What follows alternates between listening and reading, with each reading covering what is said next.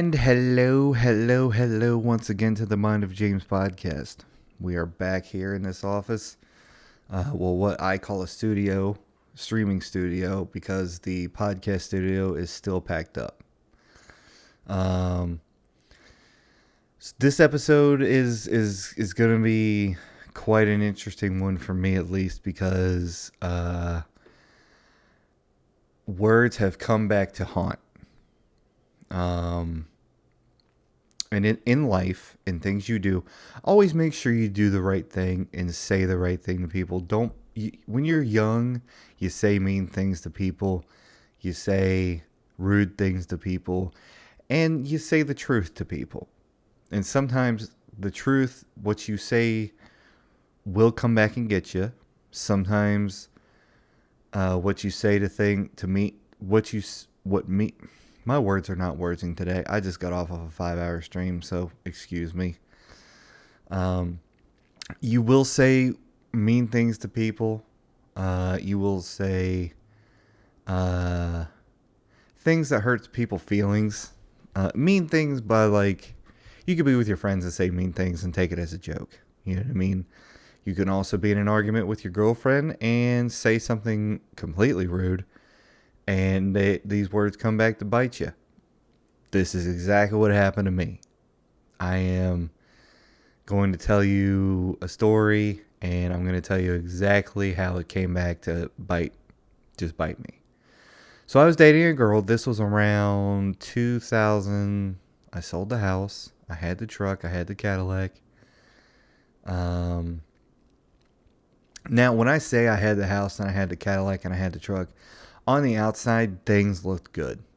On the outside of me, things were going up. I had a truck. I had a 2012 Ram, the Pearl. You've seen the picture of her. I had a Cadillac. It does not. I will message her after we're done with this podcast. I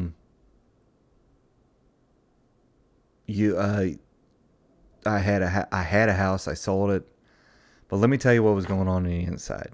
I was a mess. I was an insecure 30-year-old. I was 29, 30, I think. Very insecure, very unhappy with my life. And on the outside, it looked great, though. You know what I mean? On the outside, I was making good money. I had a truck, a car, a house. I just moved into my apartment after selling the house. By the grace of God, that house sold because it shouldn't have. That house is a little bit of a mess. But I mean, everything on the outside looked great. So, but on the inside, I was such a mess, man. Very unhappy with my life. Very unhappy with myself. And very unhappy with the things, the people I was hanging around. I was dating a girl. She was older than me. She had 3 kids. And she was in the same boat I was. She was in the same boat I was. Very unhappy. I think we were trying to cling to each other to make each other happy, but it wasn't working. It was not working. And we were arguing. In the beginning, the relationship was awesome. We were happy. The puppy love, the honeymoon stage, yada, yada, yada. But we were, after 4 or 5 months, this is how insecure I was. I asked her to marry me 3 months into a relationship. Womp womp. That's way too fast. That is not good. That's not good. That is not good. So, by 6 months into this relationship, we were arguing all the time. And it was not me it was basically a lot of me not setting boundaries and not setting stipulations, boundaries, call it what you want. Basically, I wasn't standing up for myself. You know what I mean? I was just letting her steamboat me the whole time. And that wasn't good because I was miserable. I was absolutely miserable. So, in one argument, this is where these words are going to come back and bite me.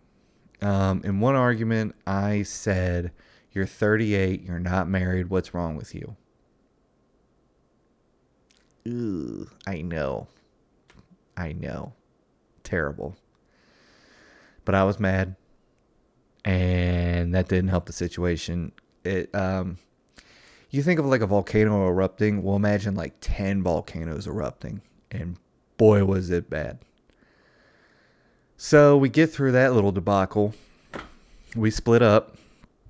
We tried to, I went to a therapy session with her. Um, we tried to be friends, but it was just like, I don't think we're both not compatible for each other. Sweet girl, she has a sweetheart on her. I believe she has a sweetheart, and it was like me. I shut the world out,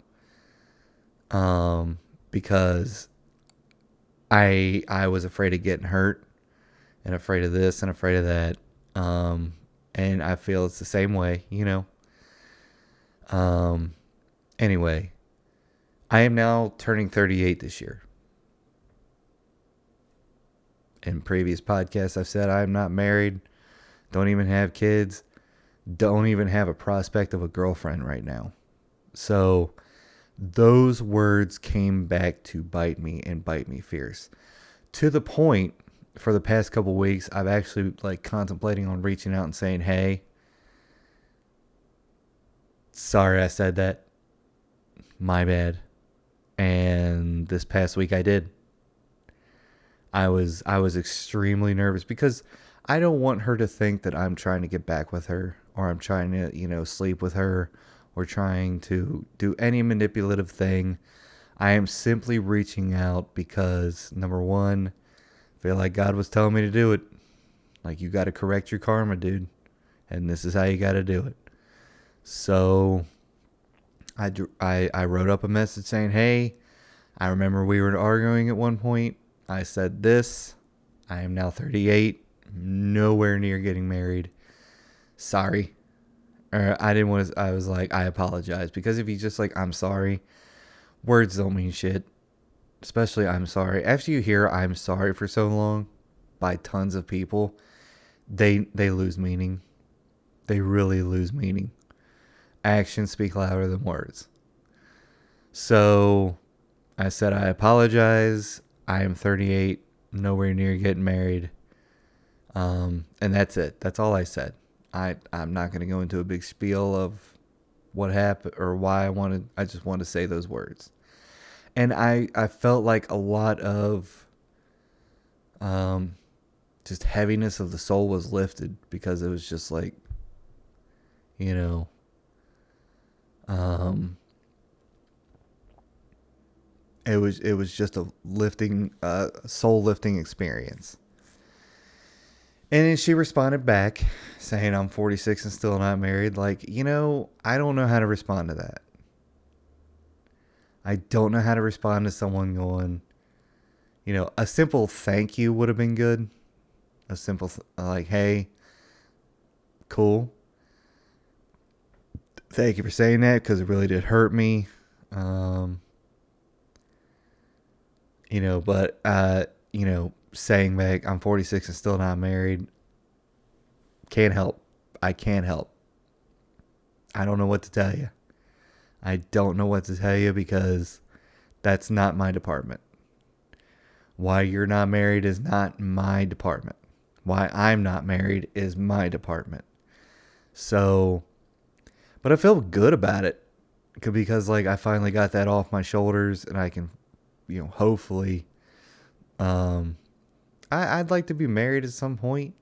You know what I mean? Kids, I don't know. Kids are, we live in a world of horrid anyway. Why raise a kid here in this world? You know what I mean? So that was a big, big step forward in my opinion for me. And here at the Mind of James, we're all about making step forwards. So other than that, I'm I'm just working along here, working on the streaming, working on the podcast, working on getting ready for, I feel like something big's coming this year. So I'm just working towards that. I don't know what it is. Only the Lord knows. But in any case, words will come back and bite you. Let's get back to this. Sorry, I went on that little sidetrack, but words will come back and bite. And here's the big thing to know that you're actually like growing as a person and knowing that you're maturing is that you're going to have a situation happen to you and you're going to be like, this happened to me. Like, I remember specifically doing this to somebody or saying this to somebody and it getting said back to me. Like, if you straight up fight someone or just sucker punch somebody, expect a sucker punch. Like, I'm not even talking about physical violence right now. I'm talking about words. Words only. So be careful with what you say. The best advice I can give you is just shut up. Just shut up. Keep your mouth shut. And if there's a group of people standing around you talking and you're a part of the group, just shut up. The one who talks the most is going to be the loudest one and is going to be the most insecure one. I've said it before, so I don't need to say it again. But just shut up. The best advice I can give you is shut up. Observe. Just observe. And that's it.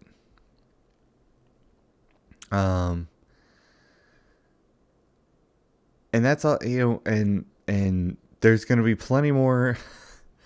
There's probably going to be plenty more things come to revelation about this year, specifically because I feel like 2026 is going to be like that big step forward year, or that big, breakout year.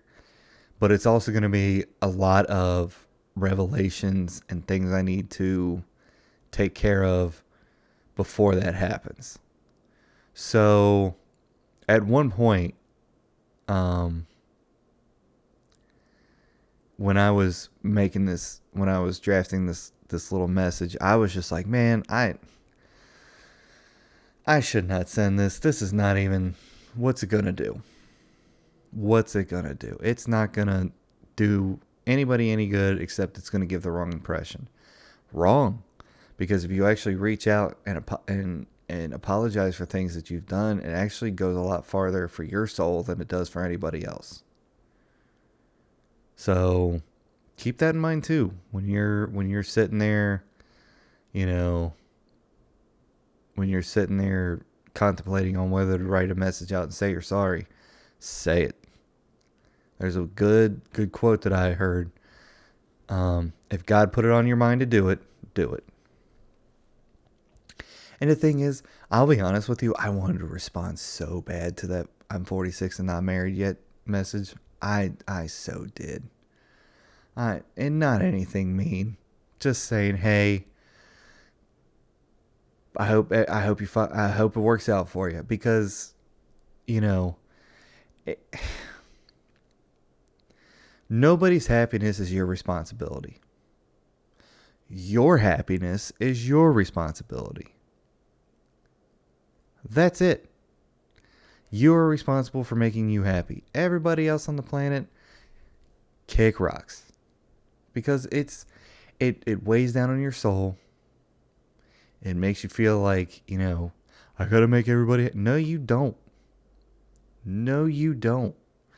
Do you. That's it. That's it, man. That's all we're here to do. We're just here to make ourselves happy. Be of service, but make yourself happy. If you can help somebody out, help somebody out. But if it costs you your peace, if it costs you your soul, if it costs you one thought of doubt about yourself, do not do it. Don't do it.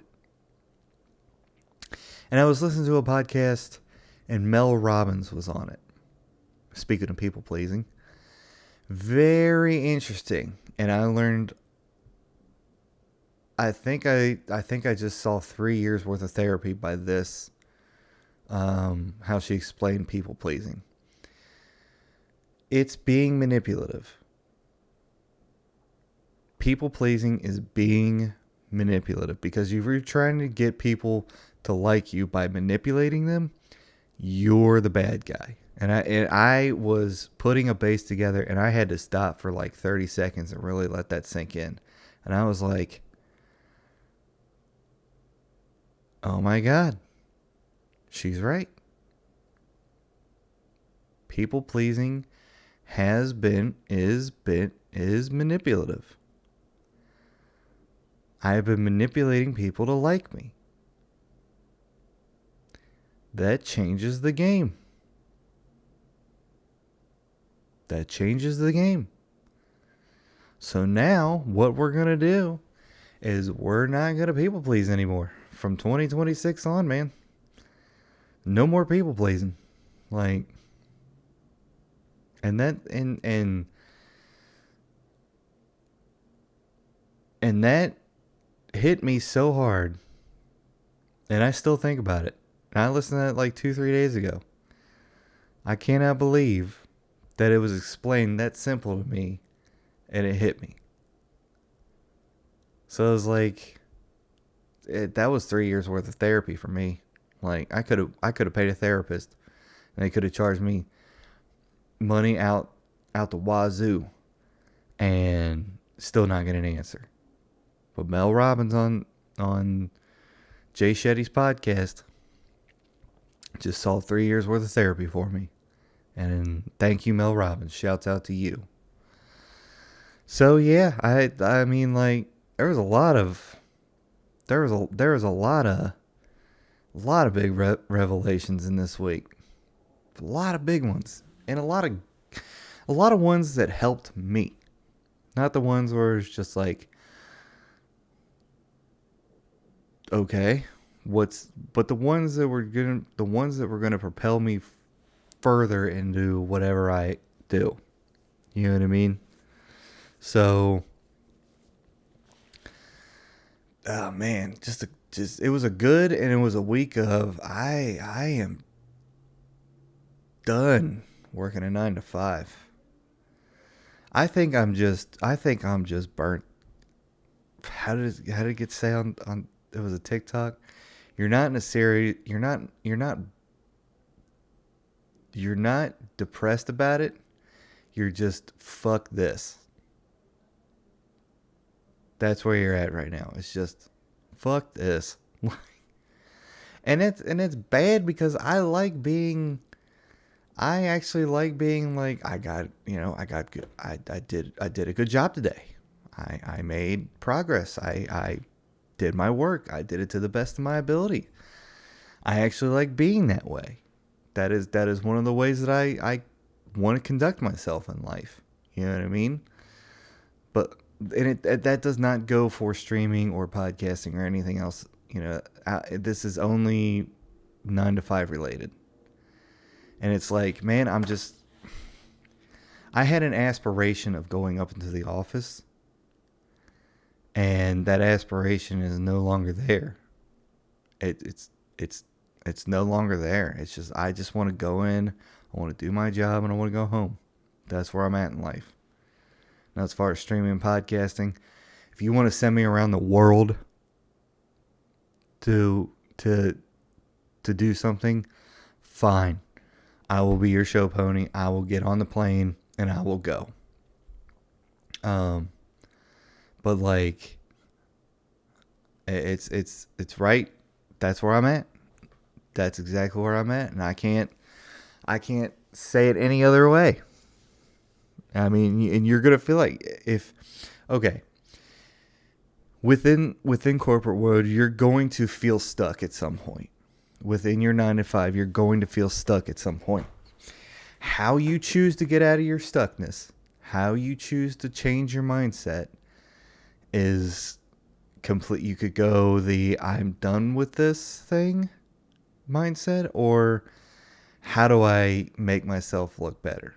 And how do I get out there to be what I want to be in the world? and that's going to be your hardest battle right there.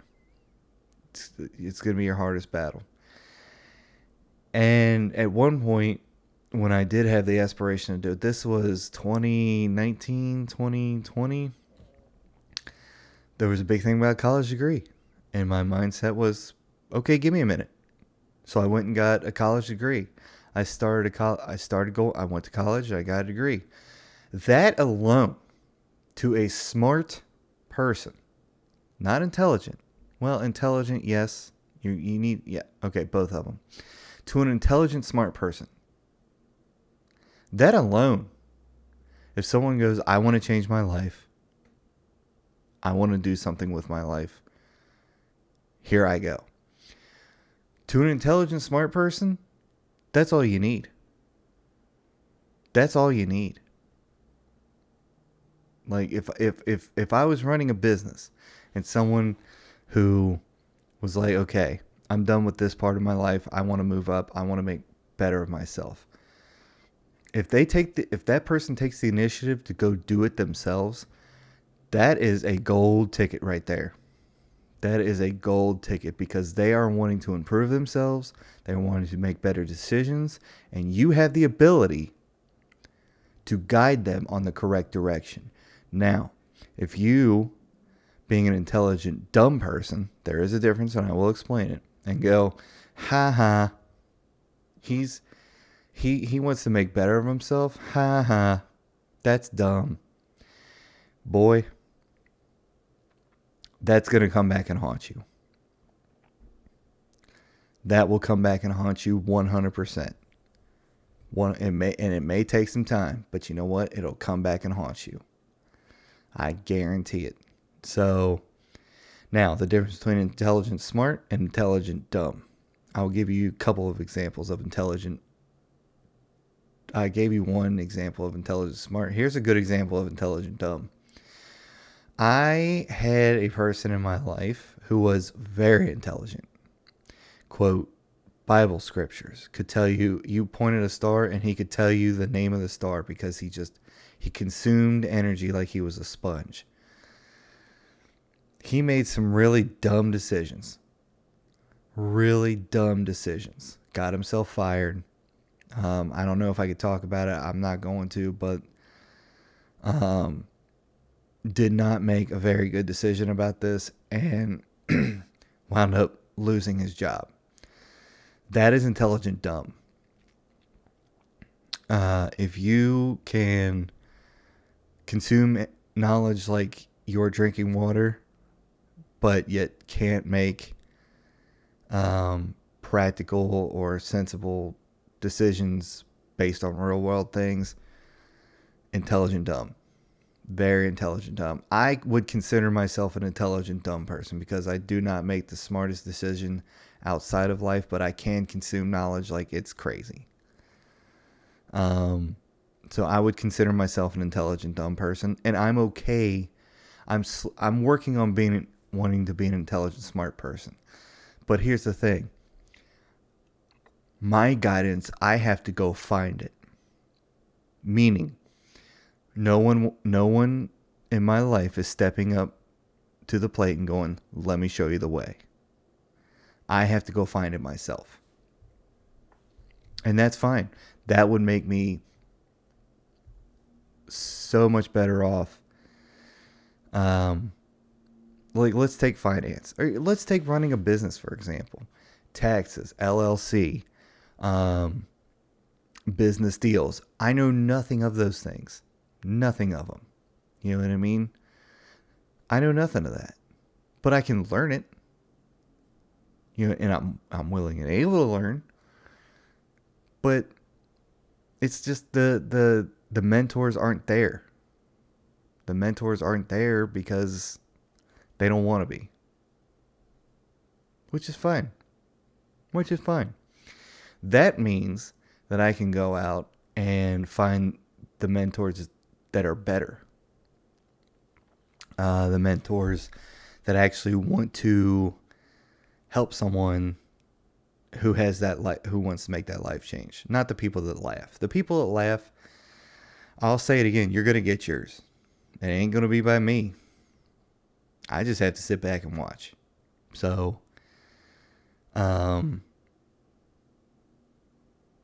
that's as simple as that.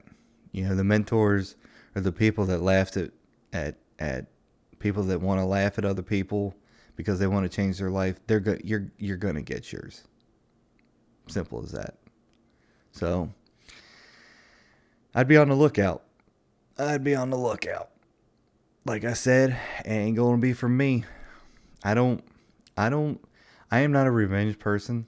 I am not a I'm going to come after you person. I'm a sit back and watch person. I'm a sit back, I'm a watch, and I'm just going to laugh all the way to the bank. All the way to the bank. Let me say it again. All the way to the bank. I'm just going to sit there and laugh because you had your chance. You had your chance. And if it takes me 40 years to understand how business works, if it takes me 40 years to understand that how contracts works, it'll take me 40 years. That's fine. I got nothing for you, man. Like, I ain't got nothing for anybody else on this planet except if somebody comes to me and wants and within streaming, let's say how to build your audience in streaming. There's a blueprint for it. It's consistency, time, and willingness to work at it. So I mean, how you want to do it's up to you. But if someone comes to me and asks, "Hey, how do I get better at this?" I will show you what I do, and then you can tweak it from however you want it from there. So, but I feel like I have a pretty good blueprint set up on how to be consistent and put time and effort into it. Just me. And that's the thing. If a mentor comes and shows you how to do it and you find a better way to do it, that's good too. That means that you have a foresight that a lot of people don't have.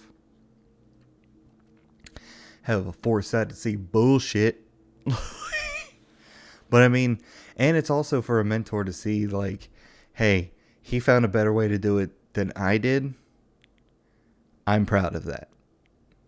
I am extremely proud of that because that shows that he is paying attention to something or I miss something and I have a chance to learn off of him.